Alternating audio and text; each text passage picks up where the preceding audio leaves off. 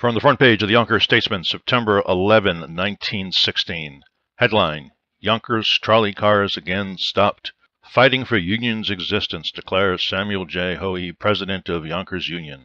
The trolleymen in Yonkers are again on strike, for the fifth time within the last 9 years, and not a car of the local lines has been operated since 5 o'clock yesterday morning.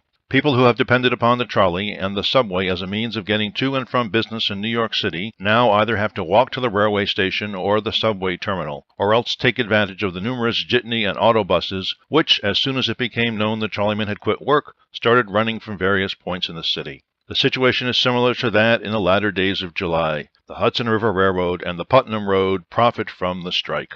Word was sent to the men who were operating the all-night service on South Broadway and Yonkers Avenue line to run their cars into the barn at the foot of Main Street when they quit work at 5 o'clock in the morning. Since that time, no car has been operated. The local men deny that their action is to be regarded as a sympathetic strike for the New York City strikers.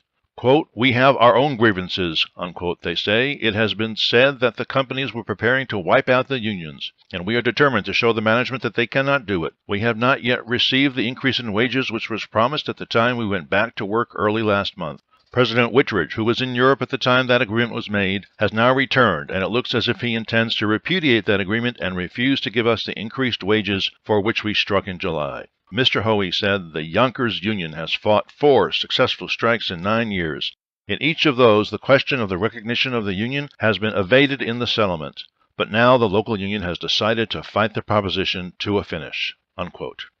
Headline: War Department warns county supervisors that purification plant must be built. Headline: Need a new county hospital. The need of a new and larger county hospital in Westchester County is being forcibly demonstrated by the expansive emergency measures found necessary to cope with the infantile paralysis situation.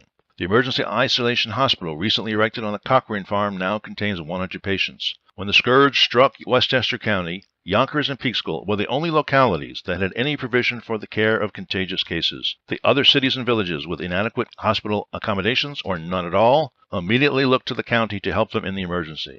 The county, however, was but little better off than they were. The general county hospital was crowded far beyond its capacity with patients ill with non-contagious diseases and could not accommodate patients requiring isolation and special treatment.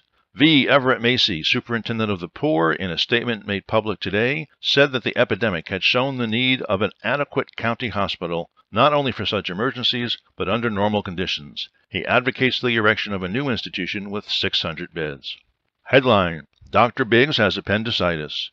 Dr. Herman M. Biggs, State Commissioner of Health, is not suffering from cancer of the stomach, as has been reported, but has gone to Rochester, Minnesota, to have the Mayo brothers operate on him for chronic appendicitis. And that's the news from Yonkers 100 years ago today.